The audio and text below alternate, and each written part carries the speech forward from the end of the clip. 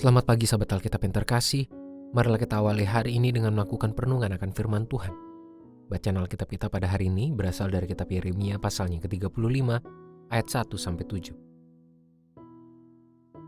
Firman yang datang dari Tuhan kepada Yeremia di zaman Yoyakim putra Yosia raja Yehuda bunyinya, "Pergilah kepada kaum orang Rekab, bicaralah dengan mereka dan bawalah mereka ke rumah Tuhan ke salah satu kamar, lalu berilah mereka minum anggur. Aku pun menjemput Yaazanya bin Yeremia bin Habazinya beserta saudara-saudaranya dan semua anaknya, seluruh kaum mereka. Aku membawa mereka ke rumah Tuhan, ke dalam kamar anak-anak Hanan bin Yigdalia abdi Allah. Itulah kamar di sebelah kamar para pemuka, di atas kamar Maaseya bin Salum penjaga pintu. Di depan anggota-anggota kaum mereka itu aku meletakkan piala-piala penuh anggur dan cawan-cawan. Lalu aku berkata kepada mereka, 'Silakan minum anggur.' Tetapi mereka menjawab, 'Kami tidak minum anggur sebab Yonadab bin Rekab, leluhur kami, telah memberi perintah kepada kami demikian. Janganlah kamu atau anak-anakmu minum anggur selamanya.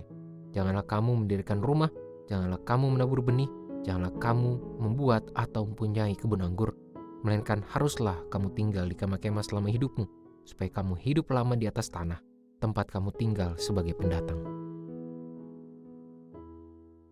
Pada beberapa bidang pekerjaan atau lingkungan hidup yang sangat mengedepankan kepatuhan terhadap perintah, misalnya kemiliteran, sebuah keteraturan tentu menjadi hal yang lebih mudah untuk tercipta. Setiap orang yang tidak mau mengikuti perintah dapat mengganggu efektivitas proses dan sistem yang diperlukan. Namun, di lingkungan hidup yang lain, secara khusus ketika kepatuhan terhadap perintah bukan menjadi sesuatu yang bersifat mutlak untuk diikuti, diperlukan upaya lain yang mampu membuat seseorang bersedia mengikuti permintaan maupun arahan yang diberikan. Dengan kata lain, kepatuhan tidak lagi sekedar tuntutan pekerjaan, namun tercipta karena adanya ikatan rasa maupun relasi yang membuat seseorang melakukannya dengan sukarela.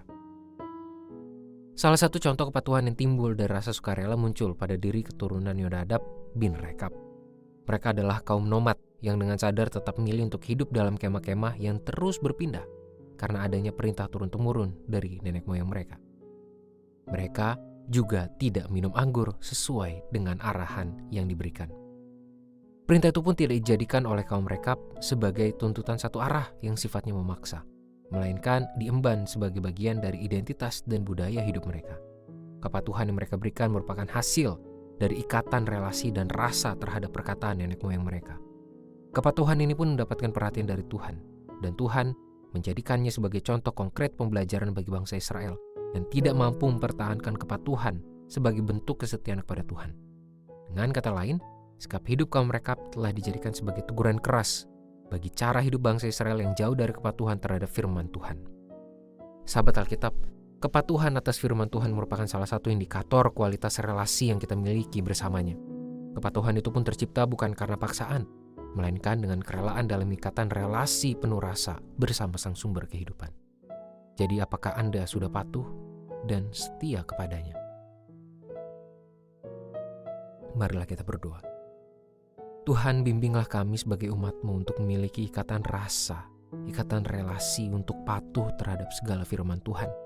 Bukan dengan paksaan, bukan karena ketakutan, tetapi karena dan dengan sukacita hati kami mengikuti Tuhan. Mampukanlah kami menjadi umat-Mu yang setia. Hanya di dalam nama Tuhan kami Yesus Kristus kami berdoa dan menyerahkan kehidupan kami. Amin.